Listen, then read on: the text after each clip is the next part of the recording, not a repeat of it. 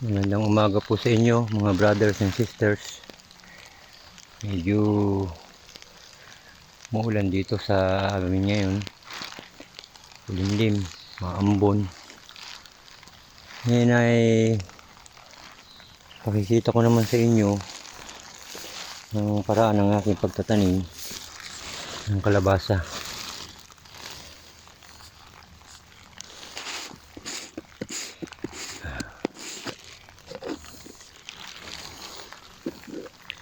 Ito yung tinabunan, nilagyan ko ng ipot kahapon na hukay. Tinabunan ko ng lupa.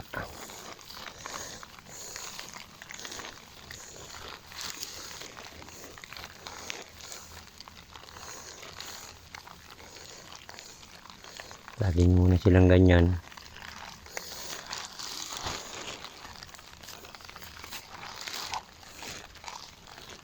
Ito yung buto.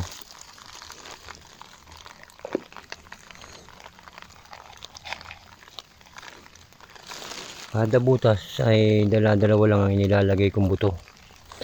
Ito ang tinutusok dito, itong pinaka ano niya, yung sa may tulis niya na tutusok itong pag ganito sa lupa. Hindi basta ibabawin mo lang siya. Yan, ganyan lang kababaw ang tanim niya.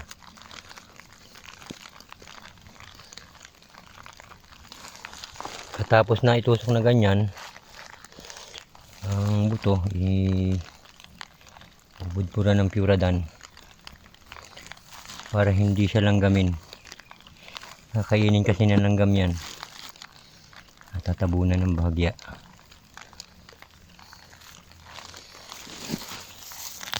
Tapos yung tabunan ay lagyan natin ng takip na dayami. Ayan.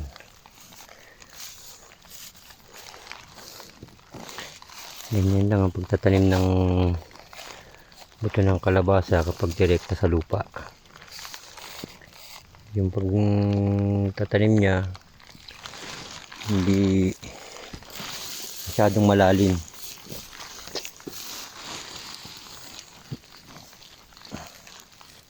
Yung halos lumubog lang siya sa lupa ng magya.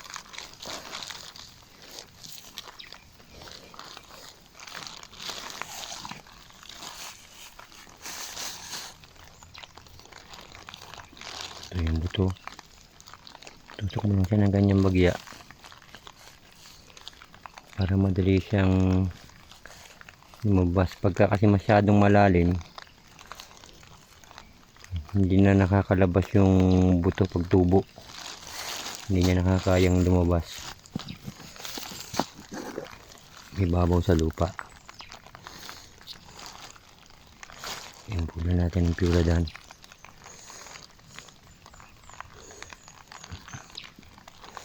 Yan. Tapos dayami.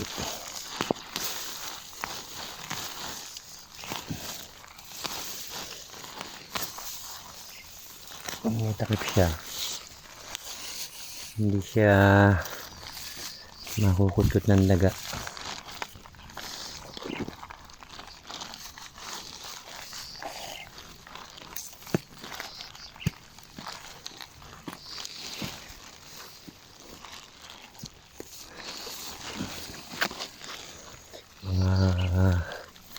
Simula pagkatanim nito,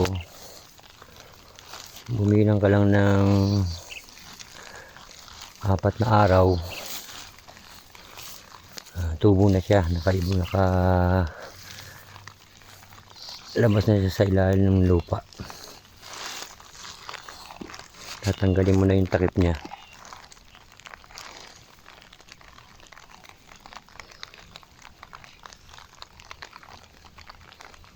Dalawa lang ang lagay ng buto. Pagka kasi marami sa isang butas, nagdadaigan sila. Merong puno na hindi lumalaki. Yung dalawa ay lang.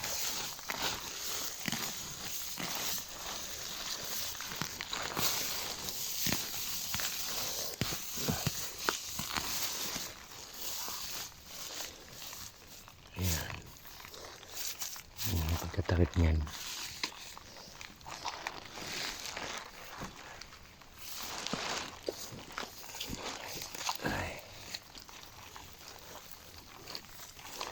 Pagkatagulan, kailangan yung lupa niya hindi nakahukay, medyo naka-elevated siya. Kasi pagka nakahukay siya, kalubog, mag-i-stack yung tubig pagka nag-uulan, matutubig yung halaman, mamamatay.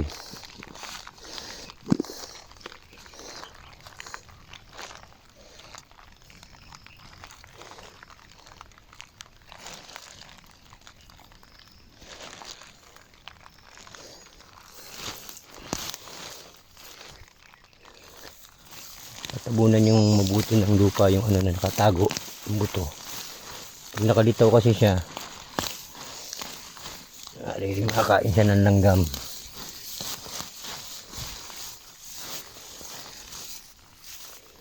Yan.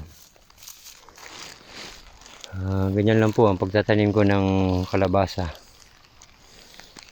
Pang-apat na araw, bubuksan ko na yung takip na ito. At tubo na yung mga tinanim kong buto. Muli po, hanggang dito na lang po. At maraming salamat po.